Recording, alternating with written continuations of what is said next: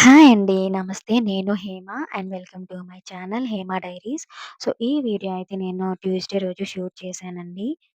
ఆ రోజు మేము టెంపుల్‌కైతే వెళ్ళాము. ఆంజనేయ స్వామి టెంపుల్‌కి మొక్కుంది అని చెప్పేసి. సో, 108 తమలపాకులతో మాల చేసి దేవుడికైతే ఇస్తాము అని చెప్పేసి అనుకున్నాము. దానికోసమే ఇలా 200 ఆకులైతే తెచ్చామండి. అన్ని ఆకులు మంచిగా ఉండవు కదా! సో, కరెక్ట్‌గా 108 తెస్తే అందులో మంచిగా ఉండవు, తక్కువ అవుతాయని చెప్పేసి ఎక్స్‌ట్రా తీసుకొనొచ్చామండి.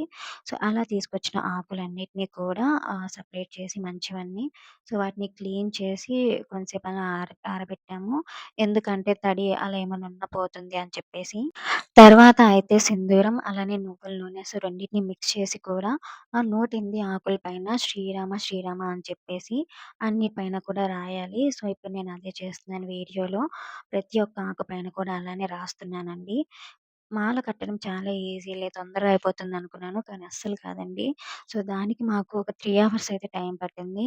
నేను అలానే మా అమ్మ ఇద్దరం కలిసి మాలైతే కట్టామండి. ఈలోపు మా అమ్మ ఇంట్లో పూజంతా చేసేసి, మా అమ్మ కూడా లాస్ట్‌లో హెల్ప్ చేయడానికొచ్చింది. ఆకులు చాలా డెలికేట్‌గా ఉంటుంది కాబట్టి, మనం స్లోగా ఒక్కొక్కటి గుచ్చుకుంటూ రావాలండి.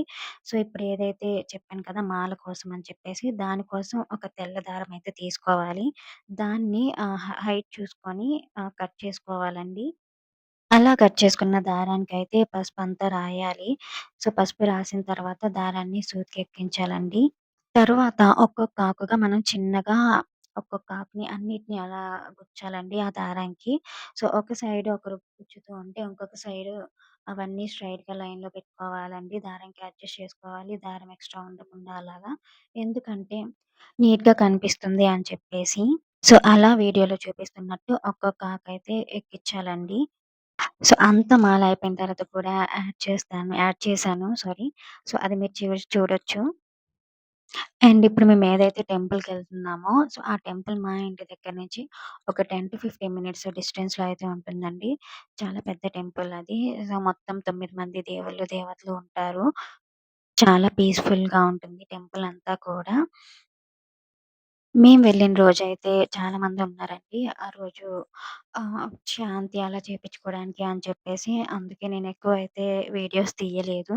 ఒక 2 అలా తీసుంటాను. అవే ఇందులో యాడ్ చేశానండి. పూజ చేపించుకోవడానికైతే మేమొక 45 మినిట్స్ అలా వెయిట్ చేయాల్సొచ్చిందండి.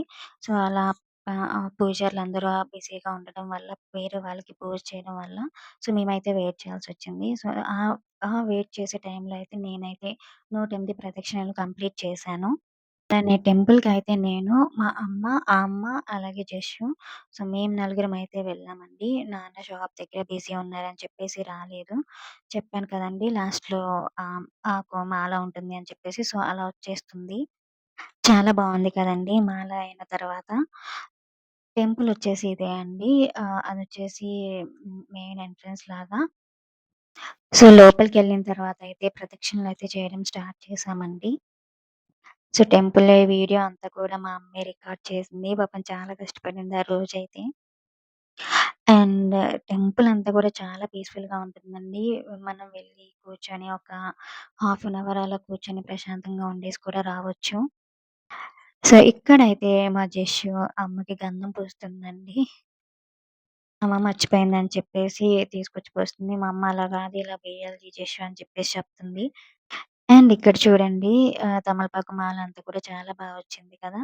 పూజ అయితే చాలా బాగా జరిగిందండి. ఇంటికొచ్చేసిన తర్వాత మా జేష్షు చెప్తుంది, మా అత్త ఛానెల్‌కి అందరూ సబ్స్క్రైబ్ చేసుకోండి" అని చెప్పేసి. సో, ఇది అండి మొత్తం వీడియో. మీకు నచ్చింది అనుకుంటున్నాను. Thank you for watching this video. మళ్ళీ ఇంకొక వీడియోతో కలుద్దాము. Bye guys.